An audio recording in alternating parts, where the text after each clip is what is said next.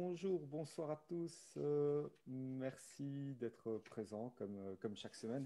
Alors aujourd'hui, nous allons parler de la toxicité de certains excipients. Alors on les retrouve dans l'alimentation, mais également dans les compléments alimentaires, ce qu'on ne sait pas toujours d'ailleurs. Certains pourraient être toxiques. Alors ils sont composés de plusieurs dizaines de catégories dont nous ne parlerons pas toutes ce soir. Mais néanmoins, bonsoir Amine, est-ce que tu peux nous dire ce qu'est un additif ou un excipient, puisque c'est la même chose? Bonsoir Cédric et bonsoir tout le monde. Donc en effet, c'est un sujet extrêmement important dont on parle très très peu. C'est quasiment pratiquement un sujet tabou. Et donc c'est pour ça qu'on nous allons essayer de traiter au cours de cette intervention. Et je pense même qu'on va réserver d'autres interventions pour ce sujet puisque c'est un sujet assez vaste. Donc pour répondre à ta question Cédric, un additif alimentaire ou enfin un excipient en général, c'est une molécule qu'on va rajouter, une substance qu'on va rajouter, puisqu'ici on parle de complément alimentaire, donc on va rajouter au complément alimentaire qui soit sous forme de poudre ou présenté sous forme de gélule ou comprimé ou autre, donc en fonction des besoins, en fonction de ce qu'on veut.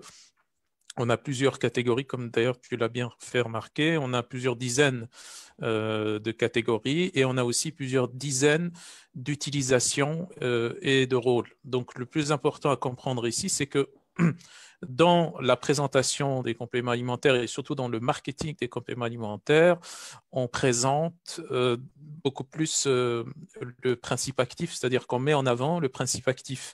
On met en avant ce qu'il y a dans le complément alimentaire en disant, OK, ça c'est un complément alimentaire de vitamine D, ceci c'est de la vitamine B12, ici il y a une bonne combinaison synergique par exemple entre la vitamine C et le zinc, etc.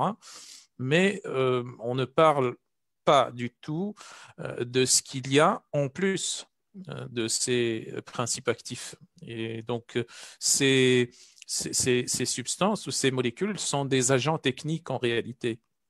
C'est-à-dire on les rajoute par nécessité technique, mais bon, quand je dis par nécessité, c'est un choix. C'est un choix qui est fait à la base par le producteur ou le fabricant ou le laboratoire de compléments alimentaires, parce que, en effet, le fait de ne pas mettre d'additifs du tout, ça implique des coûts beaucoup plus élevés et c'est un choix aussi dans la fabrication des compléments alimentaires. C'est pour ça que donc, on retrouve parmi les laboratoires qui n'utilisent pas du tout de compléments, d'additifs alimentaires dans les compléments alimentaires, on retrouve quasiment très très peu de laboratoires qui font ça parce que c'est très coûteux et ça implique beaucoup de choses, pas uniquement sur le plan financier, mais sur le plan aussi de la technologie, de comment on fabrique aussi sur le plan scientifique, etc. Donc, c'est sur le plan technique, ça implique un savoir-faire un peu particulier qui est difficile à trouver et aussi un aspect ou un investissement financier assez important. Donc, il y a toute cette logique autour des additifs alimentaires qu'il faut comprendre, et puis également le fait que on a très peu d'études, je dis bien très peu d'études qui sont faites sur la nocivité des additifs alimentaires. Il y en a quasiment pas d'études sur l'humain par rapport aux différents additifs alimentaires. Par contre, on a certaines études chez l'animal. Et l'argument ici qu'on utilise en général, c'est de dire, OK, il n'y a pas d'études sur la nocivité de tel additif, donc cet additif devrait être autorisé. Or, il faut en réalité poser le problème inversement. Il n'y a pas d'études sur la sécurité d'additifs, donc il faut attendre et ne pas l'utiliser jusqu'à ce qu'on valide qu'il est safe, qu'il est sécuritaire.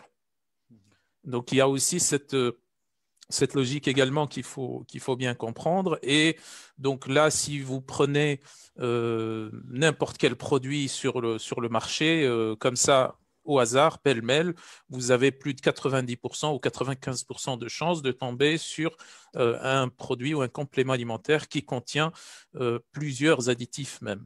Donc, c'est une nécessité si l'on fait certains choix et surtout quand il s'agit d'un laboratoire, d'un gros laboratoire où on fabrique des quantités importantes, où on a un rythme de production important, etc. Donc là, on peut pas faire le choix de ne pas utiliser des additifs. Par contre, quand il s'agit de petits laboratoires ou de laboratoires moyens, on peut à ce moment-là s'orienter vers des choix qui permettent de fabriquer des compléments alimentaires sans additifs, mais comme je l'ai dit, ça a des implications, il y a une responsabilité, il y a des choses à assumer derrière. Donc, comme d'ailleurs ce qu'on fait nous avec les laboratoires NRD, donc c'est les laboratoires NRD, il faut le dire, c'est parmi les très rares laboratoires qui n'utilisent pas d'additifs toxiques et très rarement des additifs non toxiques. Je pense qu'on en parlera dans une autre intervention sur ces additifs non toxiques.